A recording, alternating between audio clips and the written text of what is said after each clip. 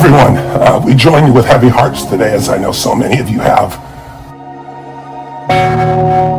After the loss of a dear brother, and the whole world saw it, witnessed it. They witnessed the murder. It's undeniable what happened. And the only beauty that I can find is that people of all colors, of all races, of all religions, of all backgrounds, all over the world have rallied forth to not let this time pass and to make sure that we create not only some healing here, but some real change. And often I talk to people about change, and change is automatic actually. You don't have to work on change. Change is going to occur. Our bodies are going to change. The world's going to change. Our environment's going to change. Our families are going to change. Everything's going to change as time goes by. Change is automatic, but progress is not. And so this is a conversation today to see if we can create some progress. And I'm so privileged. I was feeling so much pain for our brothers and sisters and thinking, what can I do? I'm just one voice, a white man. But I'm fortunate to have some beautiful friends that are great leaders. They're conscious leaders. They're people who are passionate and focused on true justice, but also are heartfelt in their approach. Our hope is to have them share their experience of what this is all about, what they want all of us to know, who maybe not have these experiences, to not only know, but to appreciate. And most importantly, call what can we do to make real progress? What can we do to make lasting change that truly matters and change the quality of life and ends this nightmare that's been going on for more than decades, for centuries plus, for African Americans and for others of different races and different colors and different creeds and different backgrounds and different religions. It's really about not pointing fingers here. It's really about what can we do to bring back unity and love and compassion and connection to one another, and what can we do to move forward?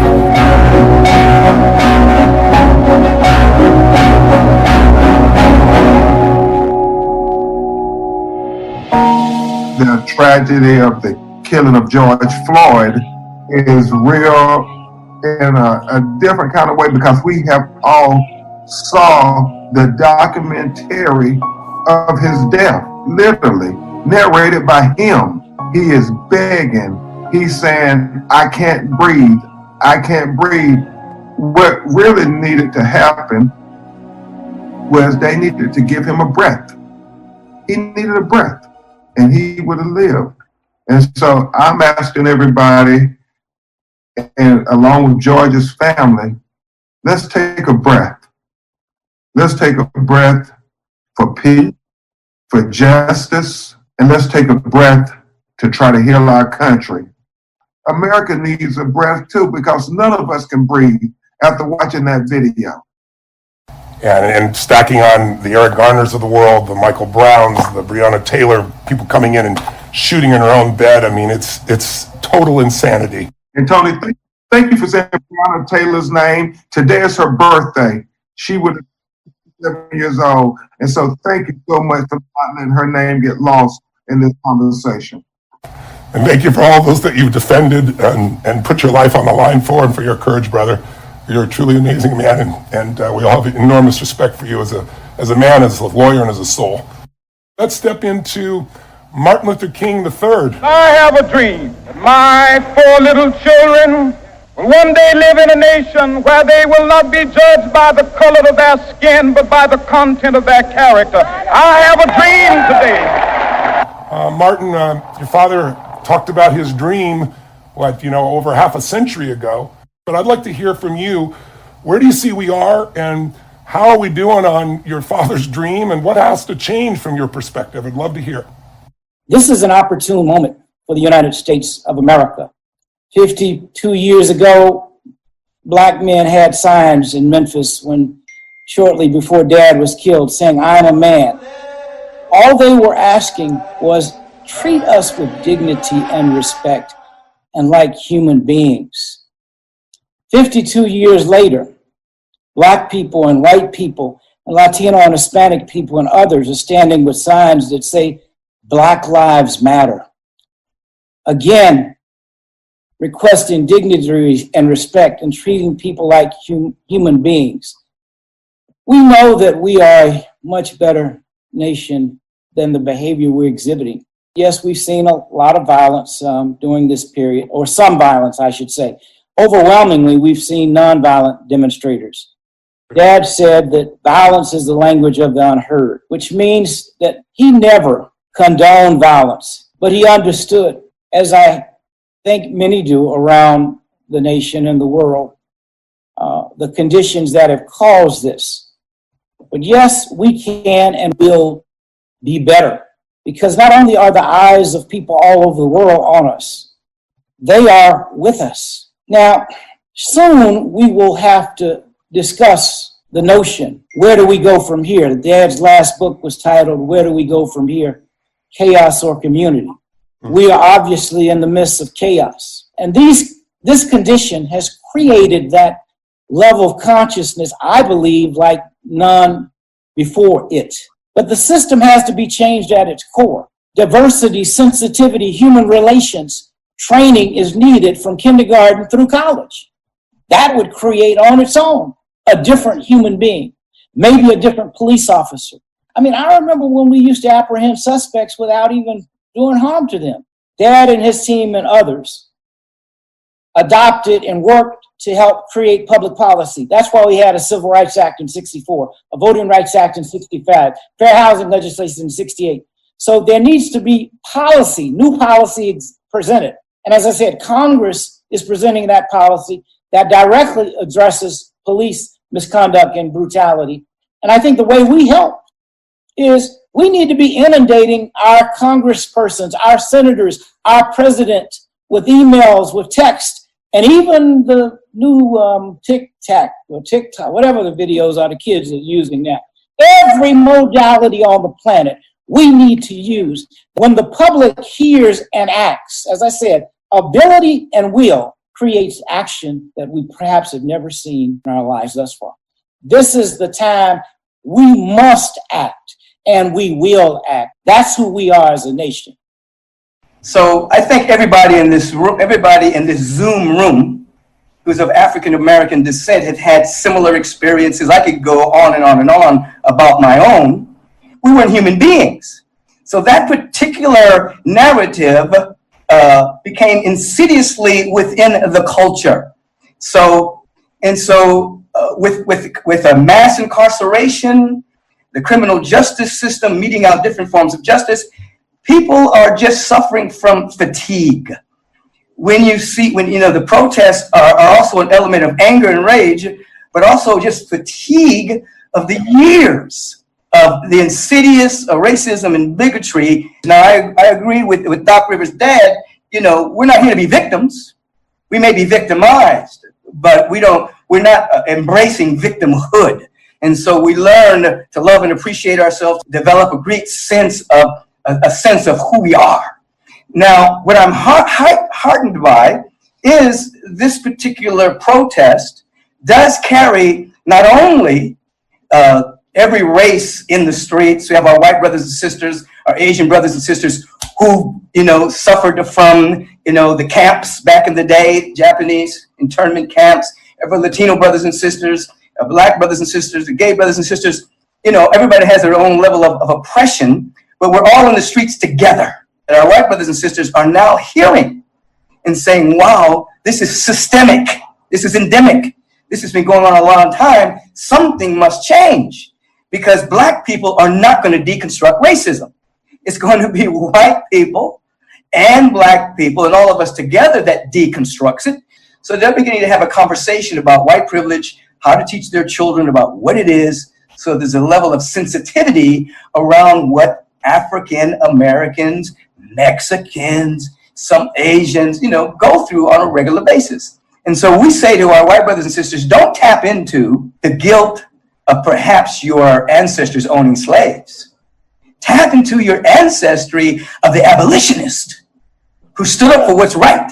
Tap into that ancestry. I'm sure you can find an ancestor somewhere that was an abolitionist that said, justice is for all. Begin to tap into that frequency and begin to, bring forth that dynamic of enough is enough, and begin to cultivate what is called compassion. Compassion is the highest. Compassion is the understanding of the lack of understanding. It's walking in another person's shoes. And so, there's two conversations. There's the conversation I have with Black people that say you're not to see yourself as a victim. You are to go deep and doing your inner work to heal your scar tissue, your wounds. And to the white people, I say the conversation for you is compassion and to have an understanding of what people have gone through. So that you're not turning a blind eye. So, history is in the making right now. Are we a part of making it, or are we bystanders watching it? So I'm heartened. So I think this is a powerful moment, Tony, that the conversation that you're providing for us today is a beginning, but now we have to have a vision. We have to be able to articulate what does, on the local level, what does real policing look like? What does the justice system look like? Hey, what does healthcare look like? We have a sick care system, not a healthcare system. We have to begin to provide the vision and then strategy to move in that direction, and then implementation. And as I like to say, everybody can't do everything, but everybody can do something. That we have to figure out, what is it that's ours to do? Some people, what's theirs to do is to be on the streets right now.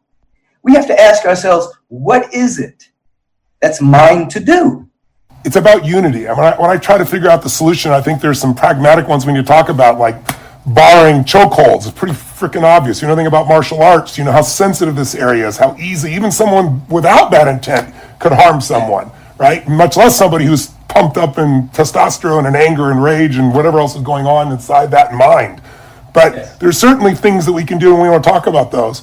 But what do you think has allowed you to be such a unifier? I look around this virtual room here, and we have people that have experienced so much pain, but somehow they didn't let the pain stop them. They didn't let rage stop them. They converted it into drive to do something good. From Martin Luther, King to Daryl to, every person on this group, Laura. So what do you think has made you a unifier? And what, when I try to find the ultimate answer, there's the systemic pieces that have to be done. But to me, the ultimate answer is unity. The ultimate answer, that's another word for just love. When we have love, we treat each other so radically different. It doesn't matter how people behaved in the past or experienced their color of skin or any of those things. So what has made you a unifier, and what can make us unify? You're dealing with our deep spiritual nature. That when regardless of your religion, when you get to the practices of every religion, you're going to bump into forgiveness and you're going to bump into love. And we have to begin to cultivate both of that. We have to begin to forgive. And forgiveness does not mean condoning an act or letting people off the hook.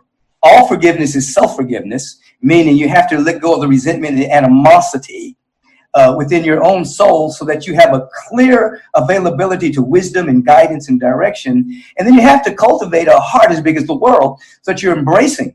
It was Howard Thurman that said it is impossible to love humanity in general. You can only love humanity in particular.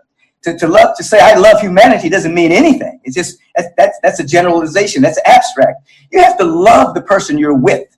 So unity is a good word. Union is a good word, but it all has to be steeped in unconditional love. You have to have an encounter with your soul, and then you begin to see differently.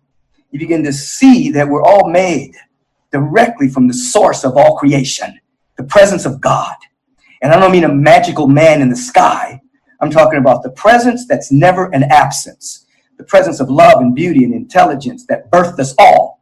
And if we do, we'll create a kind and just global society. Why? Because we will be kind and just individuals. And we'll all experience the spiritual love and joy that brings that you can't have any other way.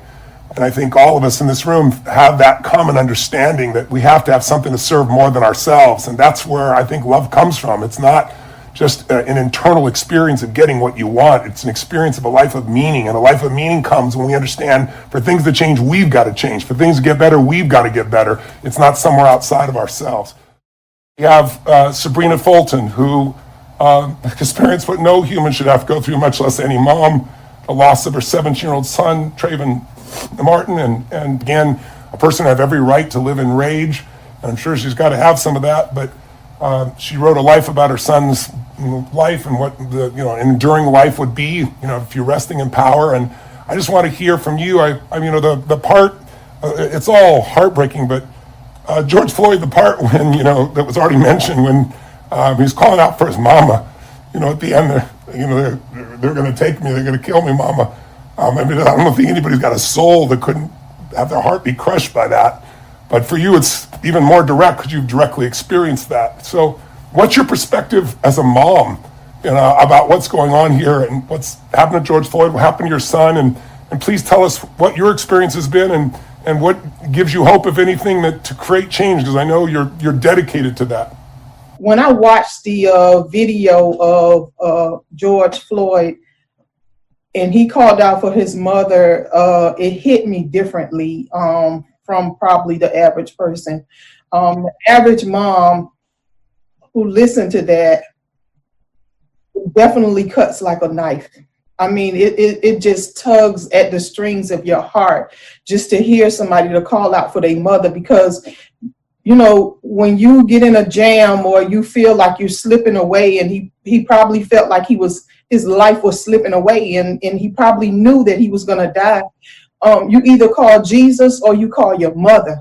A lot of times we feel like if we just comply that we'll be able to make it home safely. Well, some of these people have been compliant and they still don't make it home safely. And so that's some of the things that we need to focus on, the times where they don't make it home safely, because you can have your hands up, you can obey commands, and you can do everything to comply with whatever the police officer is saying, and you still maybe get shot and killed.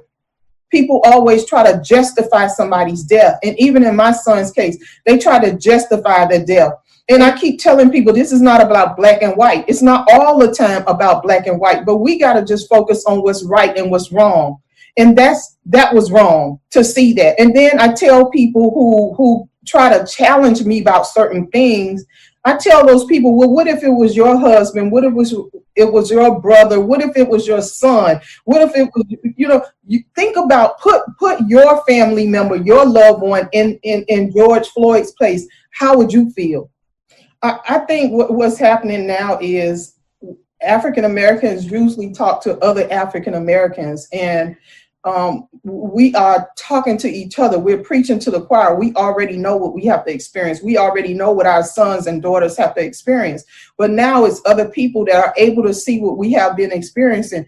And I think through that video, it kind of changed mindsets. And that's something that that's very necessary that we have to do. We got to change mindsets. We got to open up people's mind, and we can't just talk amongst ourselves about what we're experiencing. We have to talk to other people about what we're experiencing. People are never going to feel what we feel as African Americans, but you certainly can be compassionate. You can certainly support us based on what you saw. And so I know it's not going to change the world. I know it's not going to miraculously, change somebody's life and, I'm changed forever. But at least we see progress with them standing together with us joining forces with other nationalities, other countries. People really didn't believe what was going on here in the United States. Look what happened in Brunswick, Georgia with Ahmaud Arbery.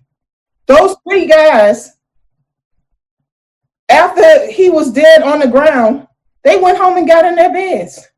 Nothing happened to them for months until we started protesting, until we started speaking out, until we started making comments and causing a few problems. Okay, now they're arrested. Then the same thing happened with Breonna Taylor, who was shot in her own home. They arrested the boyfriend. Like, how could that happen?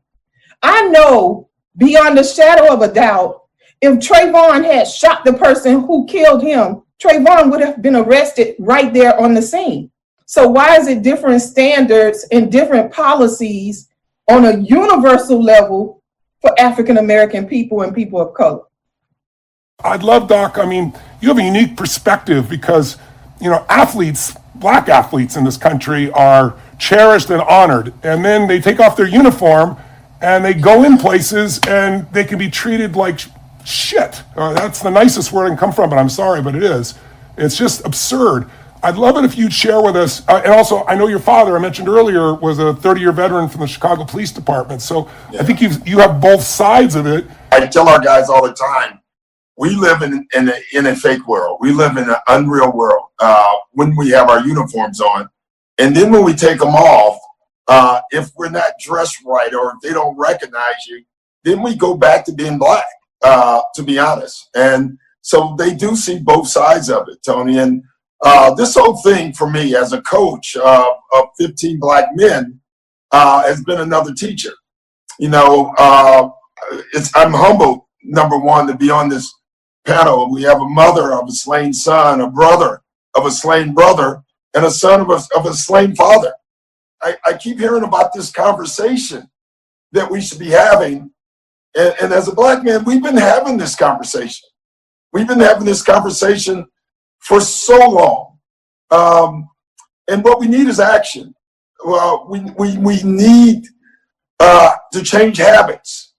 For me, we need education. I feel compassion for everybody. But when a black boy goes to jail for a little bit of weed and he's in there for 10 years, they don't tell his story. You know what, Tony? It's not that we smoke more weed than you did. We bought it from you. It's just that you had better lawyers. You knew who to call. You knew what to do. Just because your father smoked dope at 17 or 18 doesn't mean he ought to still be locked up at 40. In some of our states, the judge can get high, and we still haven't got the guys out of jail who went into jail for doing the same thing that we're now legalizing. Emptying out the jails that we have built for big business from nonviolent crimes sends our fathers back home to raise their sons. When white kids or white people, I'm not sure you can handle this, but when white brother, give it to us. When white people have a drug problem, it's considered a sickness. And it's considered a sickness. When black people get on drugs, we're criminals. When your kids get on drugs, they're patients. We love our kids like you love your kids. Our women want our men to come out of jail. Our little boys need their fathers back. They don't say that this kid grew up in poverty, unequal education, and he was hopeless, enjoying the game because he saw no other hope.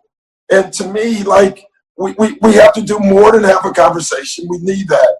But we have to take action and we have to change habits, but we have to educate. And education is so important. We have to educate ourselves. And I'm not talking about school education. I'm talking about education on how we got here, because that's where you'll start having compassion. I've been asked, how do I educate myself? What should I need to do? And you go read, you go find, you go research. But for kids, we just have to educate them, because you're right. Racism is not an inborn act. It's taught, right? And so, and sometimes it's not even taught. It just happens because you're in a house of someone who doesn't know, a black person, or doesn't know the history of this country. I really believe, like, if we teach more, we'll do more and understand. And I do think this is a call right now to do it, but we have to do this much longer than a protest. Everybody on this panel have seen protests in their lives, and we've seen little change, all right?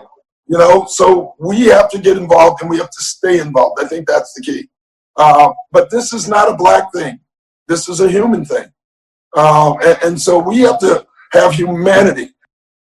My dad was a good cop, and he always said, one thing that a good cop hates is a bad cop. Bad apple thing, that's true. We understand in society there are bad apples, but when bad apples happen, they have to be persecuted. My dad always said one thing: there will be no victims in the Rivers house. He always said, but you are going to get victimized, and when that happens, you have to keep pushing, but you can't stop because then they win. It's great to honor your father and all that he brought to you, because I also think that's where it all begins. It doesn't just begin in schools. It begins with fathers and mothers who step up and tell the truth about the diversity of life, the beauty of life. I mean, if you want to know what the universe or God loves, you go to the forest, and what do you see? Everything is different. Every twig, every tree, every branch, and that's the beauty. But somehow along the way, with tribalism and mentality, the mind gets in the way, and people are suspicious of what they don't understand and they don't have an experience of. Oftentimes I want to operate out of my ego. I want to operate out of my hurt, my pain, but it's God's love for me that he forgives me every day, and I fall short every day. So with that being said, I try to operate out of that same love, and it's hard. It's extremely hard, especially when you're hurting, especially when your dad never recovers the same from that night. A lot of people don't know, but my dad was awarded with an amazing job that he was celebrating that night, a construction company. And so when he noticed the police were behind him, he ran for the same reason everybody else runs. And then he posed the question, and a lot of people say it was a statement, can we get along? It was actually a question. And he was asking America, can we get along? Can we stop making it hard? The part that bothers me the most is I want to dislike cops. However, I am blessed to have about 4 solid friends that are police officers. One of my grandfathers was a Los Angeles sheriff, and he's a great man. So I can't say all cops are bad, but I do have a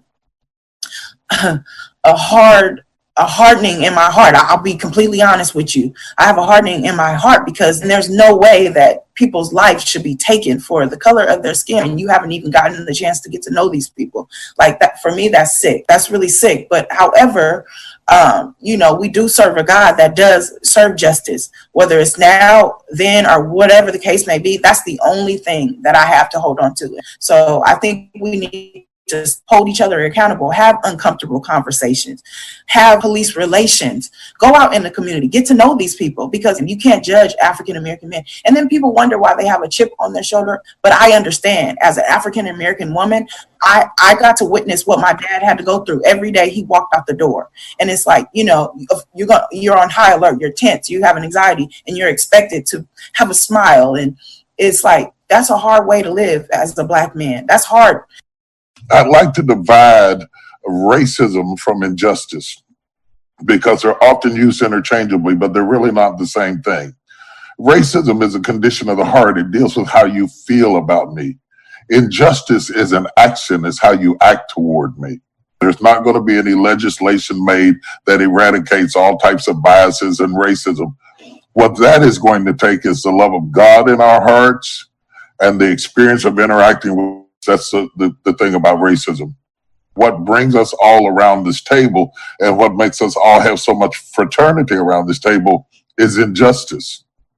When we talk about white privilege, a lot of white people get offended, but let's go back and understand that the Constitution describes us as being 3/5 human. So we have always had to fight for humanity. And let's be clear, Tony, we are not saying that all of our people are right or good, don't make mistakes, and don't need to be arrested. That's not true at all. We all know that's not true. What we are saying is we are people too, and we should not be tried and executed on the sidewalk. This is real for me. I grew up going to colored bathrooms and drinking from colored water fountains and watching my father go to the back door of restaurants to get something to eat. And if it had not been for Martin Luther King's father, my father would still be at the back door of restaurants trying to get something for his kids to eat that he had to eat in the car. My great-grandmother was a slave. She died when I was 10 years old with a brand on her back. Our history is not so long ago. It was just yesterday. And the ramifications of the kind of abuse that has been infused upon us against our will has left a lot of terrible side effects on us as individuals, of which whites can be inconsiderate and quite judgmental. And I think to give yourself a pass to say, I could never know what it is like to be a Black man, and I could never know what it's like to be to have come from your background and have your set of experiences is absolutely true. But it does not give you an excuse. You don't have to be a dog to put a football player in jail for abusing a dog. We cannot give ourselves these sociological passes about this level of pain. This is not new. It shouldn't take us 200 and some years to learn this lesson. But when you write the books you read, you come up with skewed truth. And you can't imagine how my eyes fill with tears to see young and old white men and women standing out there with us to admit that our lives matter. If you want to do something better than that, stop funding the campaigns of people who think it's okay to kill me. Hold them accountable. While I am trying to get our people to vote, we need voices like yours to get your people to hold those people accountable to a higher standard that stops the pain. The war on crime was really code for war on us. Both Democrats and Republicans have participated in it. And just because it's your party doesn't mean you don't need to correct it. I went through and made a list of just the last 10 years, and then I looked back and said, let's go through the last 4 presidents. And, you know, there's 2 of those administrations were Democrats, 2 were Republicans, and we've seen this continue to happen no matter who's in charge. So I really believe it's up to us. We are better than this, and we've got to take this momentum and not let it die. What do we do to make sure this momentum does not stop, and once and for all, we finally produce lasting change?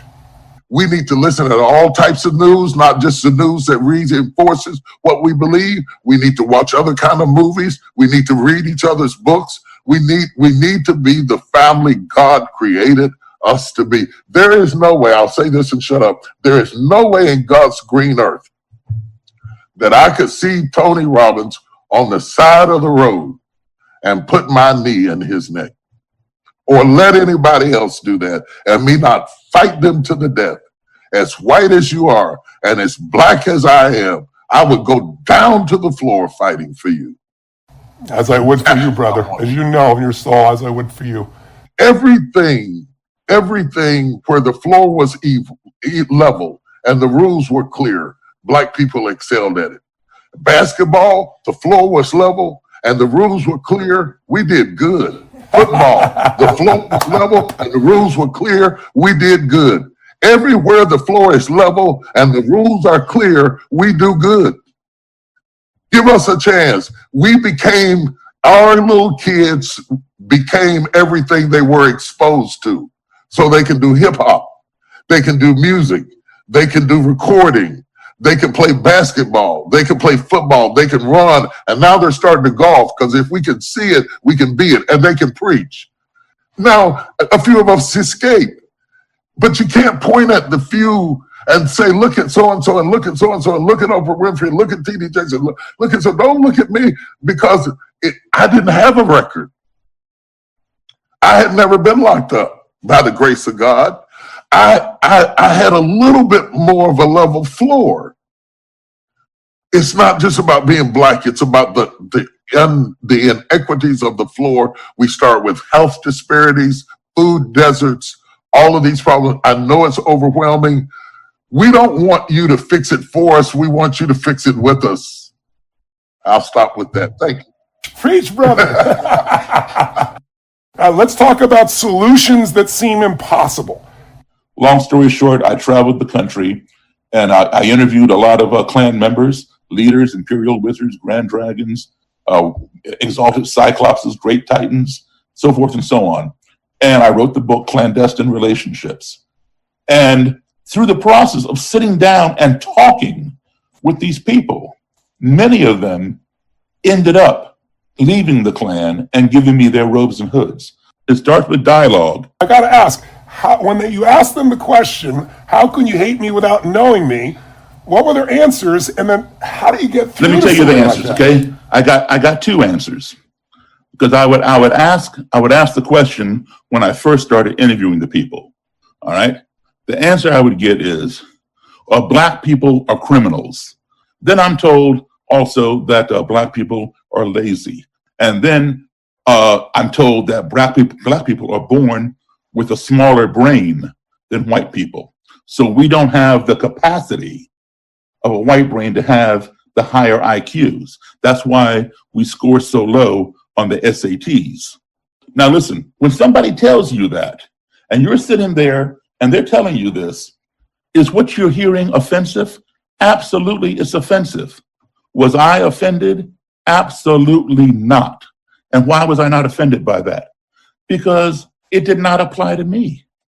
All right, how could I let this man who just met me 5-10 minutes ago, and all he sees is this, the color of my skin, make that assumption about me? Why should I be offended by a lie? You got to know who you are. You get that confidence in knowing who you are and not let somebody else define who you are. You have to have that your own self-esteem. All right. So that way it doesn't bother you. Ignorance breeds fear. We fear those things we don't understand. If you do not keep that fear in check, that fear will escalate and breed hatred, because we hate the things that frighten us. If you don't keep that hatred in check, that hatred will escalate and breed destruction. We want to destroy the things that we hate. Why? Because they frighten us. But guess what? They may have been harmless and we were just ignorant. You shared a story about a Cyclops, and I think it's really instructive about what he believed about, you have a in your DNA as violence. You want to hear that? Would you share that? Because I love it. It's instructive of how you were able to break through. It gave kind of how you broke through his psychology. Would you share that briefly? Sure. I mean, the key to my success in doing this is, even though the headlines will say black musician converts 50 Klan members, 200 Klan members, or whatever they say, no, I did not convert those people. All right? I am the impetus for over 200 white supremacists getting out of those organizations. But what I do is I plant a seed and I nourish that seed, and they end up converting themselves. Yes. So I was in my car and I had an exalted Cyclops riding in my car beside me. We're talking, we're just driving along, and we're in the Washington, D.C. area. And he made the statement, which I've heard 1,000 times, that black people have a gene within them. We're born with this gene that makes us violent. And so I said, well, how do you figure that? He says, well, look, who's doing all the drive-bys and carjackings in Southeast? He's referring to Southeast Washington, D.C., which is predominantly black. Okay, it's black people. I said, but you're not considering the demographics. That's what lives there. He goes, no, that has nothing to do with it. You all have that gene. And I said, listen, let me tell you something. I said, I'm as black as anybody you've ever seen. I said, I have never done a drive-by. I have never done a carjacking. How do you explain that? He didn't even think about it for 1 second. He answered me like that. He said, your gene is latent, hasn't come out yet. I was dumbfounded. I was speechless. How do you argue with somebody like that? He's so far out, you can't even bite into that. And so he's sitting there all smug, like, you see, you got nothing to say. So I thought about it, and I said, well, all white people have a gene within them that makes them a serial killer. And he says, well, wow, how do you figure? I said, name me 3 black serial killers. He couldn't do it. I said, I'm going to give you one. I named one for him. I said, now, just name me 2. All I want is 2. He couldn't do it. I said, Charles Manson, Jeffrey Dahmer, Henry Lee Lucas, John Wayne Gacy, Albert DeSalvo, the Boston Strangler, Ted Bundy, David Berkowitz, son of Sam, on and on. I said, son, they're all white. You're a serial killer. He said, Daryl, I've never killed anybody. I said, your gene is latent, hasn't come out yet. He goes, well, that's stupid. I said, well, duh. Okay, Scott Shepherd was a Klansman at one time. He's from Indianola, Mississippi, the home of the White Citizens Council, which is the executive branch of the KKK. They're the white collar executives who do all the stuff, and then the Klan goes out and does all the night riding and stuff. But Scott Shepherd comes from there. He joined the Klan, and he rose to the rank of Grand Dragon in one Klan group, Grand Dragon for Mississippi and the state. And then he joined another Klan group later and rose to the rank of Imperial Wizard, National Klan leader. So I own Scott Shepherd's robe as well. And Scott Shepherd is not only a very good friend of mine, he is my brother, Scott Shepherd. Klansman for Mississippi! Mississippi! Klansman for America! For America! I was, like he said, I was born in Indianola, Mississippi. I was born in a family that was a very violent alcoholic father. And there was a lot of things that I saw when I was growing up. During this time, I didn't have any self-esteem. I was embarrassed. I didn't have any self-esteem. I was angry, full of anger. And I was looking for a place to fit in. And I just happened to see Daryl Davis on the Discovery Channel. And when he was on TV, he made a lot of sense to me. What did he say that made sense to you initially, that grabbed you? Well, basically, one of the things he said, of course, what he says is how can you hate me if you don't know me? I turned around, I asked myself that question. I didn't have an answer. I've learned a lot from it all, and the main thing is conversation. Conversation is what really is the key to this whole situation. It's important for us to remember that human beings can truly change, because today most of the conversations are making moral judgments about somebody and then locking them in time. Could I say one thing? Let me say one thing. I'd like to apologize to Mr. Martin Luther King III there. I'd like to apologize to everyone on the panel, because I'm grateful, very grateful that I'm not the same person I am today that I was then. It's been a good God bless. I saw a little poster that I thought, I've sent it to people that have these conversations that I'll throw up on the screen, but I'd like each of you to share, what's the problem with all lives matter? I think I understand, but I want to hear from your voices. What does Black lives really matter? What's the essence of it? And we can throw it up on the screen, this beautiful little girl holding up this poster. And what it says here, if you guys can see it, is it says, "We said Black lives matter. Never said only Black lives matter. We know all lives matter. We just need your help with the Black Lives Matter, for Black lives are in danger." I mean, in one poster, this little girl, I think, just put it so clear, because it answers the question, a lot of them. But I'd like you, anyone want to address this, please address this, because I want to take away this illusion that some people seem to have, that Black people are saying we're the ones that matter, which is the most absurd thing I could possibly hear, but people believe it. And I have to remind myself, they know not what they do, right? It's like, based on their upbringing, based on their beliefs, based on their conditioning, they couldn't believe anything else in this moment, but they could believe something new if we can create an opening. That's what this set of conversations has been about. I'd like to hear your view of, Black Lives Matter and what it's really about, so that people that are not within the movement maybe have a deeper perspective of what its message is. I hope this conversation as a whole has already answered it, but I think we should answer it specifically. I think that when we hear Black Lives Matter, if people can understand, it is saying Black Lives Matter too. So if individuals can think also, then they won't be up in arms and have to rush really fast to say all lives matter. We know all lives matter, but historically, our lives haven't mattered. So it depends on what news channel you watch, what Black Lives Matter means to you. It's often has a lot to do with who said it to you first, and how and what context they taught it to you. So break away from your first teacher, your first experience, and rethink that Black lives do matter, and white lives do matter, and young lives do matter, and old lives do matter. And let's name it each time that it's threatened, rather than to throw it all into the soup and act like all lives are being threatened simultaneously.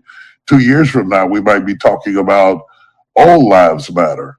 It's whoever is up under attack at that moment. And right now, amongst other people groups, Black lives are largely under attack. And so that's where our focus is today.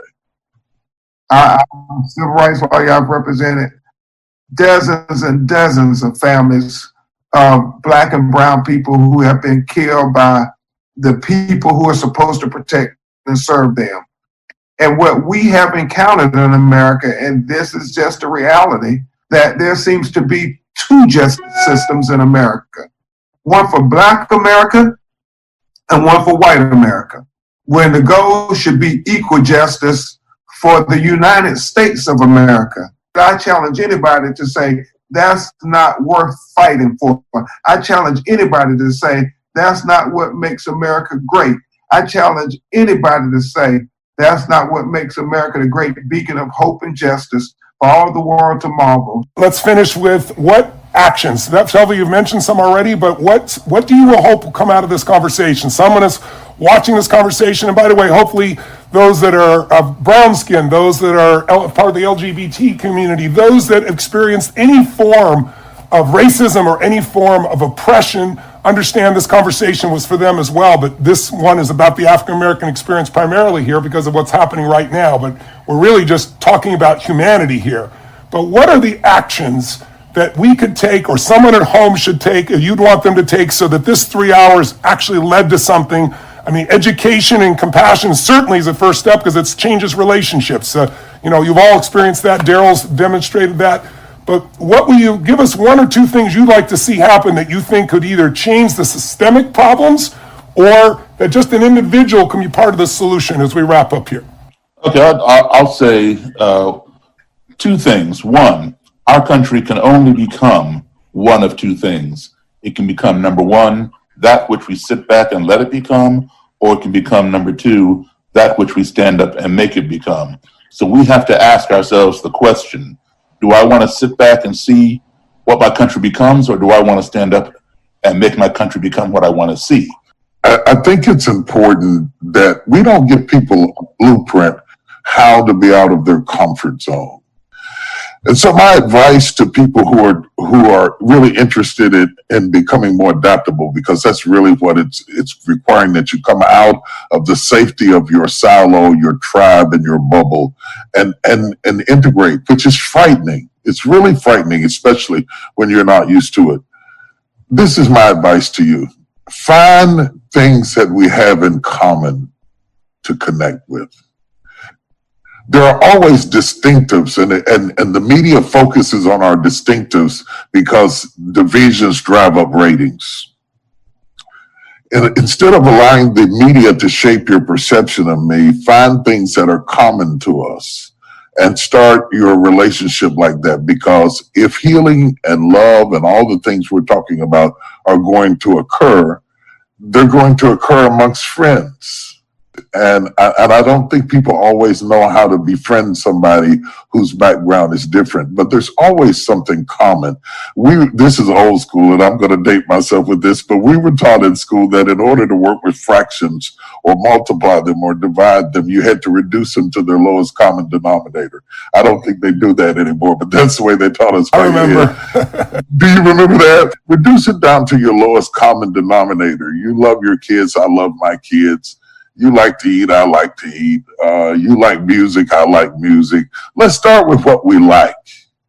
And if we can connect over what we like, then gradually we can discuss things that we think that we don't like. And I want to encourage everybody to lose the fear of getting outside of the orbit of what is comfortable to you and to start a conversation by looking for things that are common to men. I love you talking about bridging and finding with that basic common denominator, because that's what I attempt to do myself. And I think it's the greatest compliment in the world that we find the depth of love for our children, for our family, for society, for our desire to do something meaningful with our lives that is inside of every one of us. Every one of us needs to feel like we're important, that our life is meaningful, like we're loved, and that we can love, and that we can have some certainty that we can have more pleasure than pain in our life, more comfort at least than pain, because pain's going to come for all of us. The one common denominator is extreme stress. We're all going to experience those extreme moments, and all of you, just because of the color of your skin, have had those experiences, and then life gives them to us in many other ways. We're all going to lose a loved one. We're all going to be in a place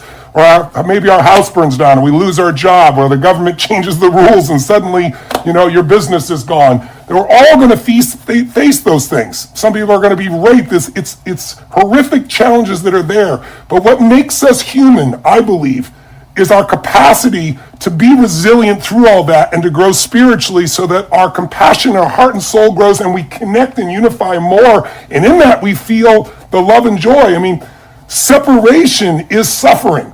I want to maybe perhaps encourage an assignment. Great.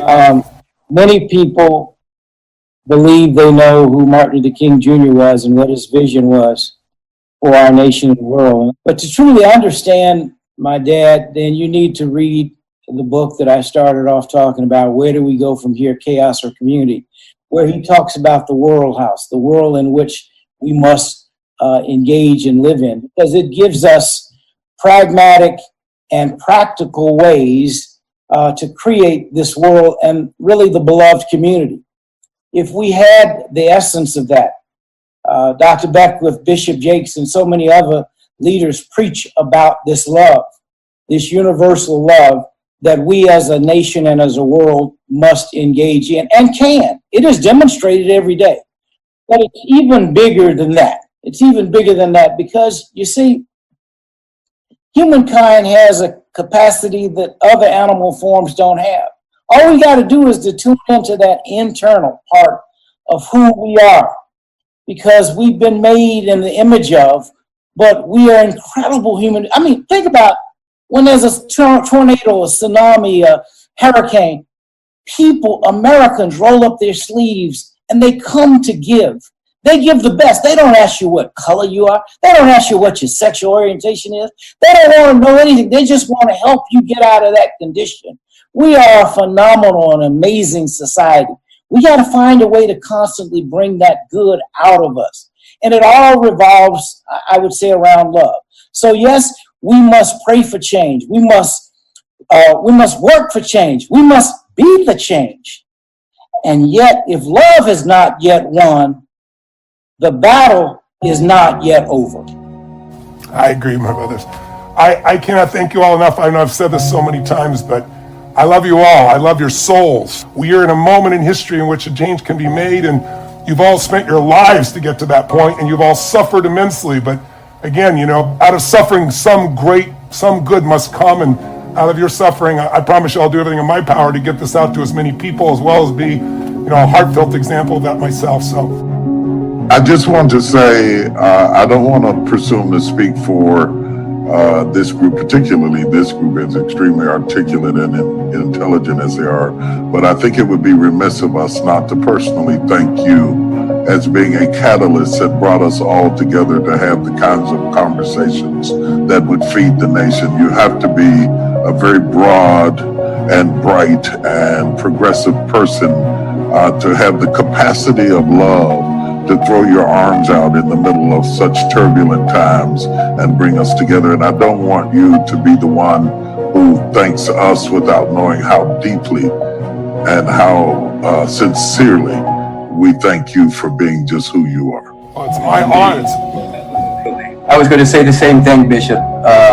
As I saw the video that you put out, Tony, and your emotions were very, very raw, very sincere, very heartfelt in what you were feeling during this time. It really moved me. I think the last couple of weeks, I probably cried more in the last 2 weeks than I've cried in a couple of years. And to feel you resonate with the pain that all of us are going through really touched me at a very deep level. So along with the bishop and everyone else, I also want to thank you for being the place through which this galvanized into this conversation that will be moved to more love and more action. Thank you. Love you all. Thank you. It's my honor. You're all humans of such incredible goodness. And I know it'll inspire people to find the goodness that's already alive inside them and maybe wake it up even a bit more. God bless you all. Look forward to seeing you sometime soon.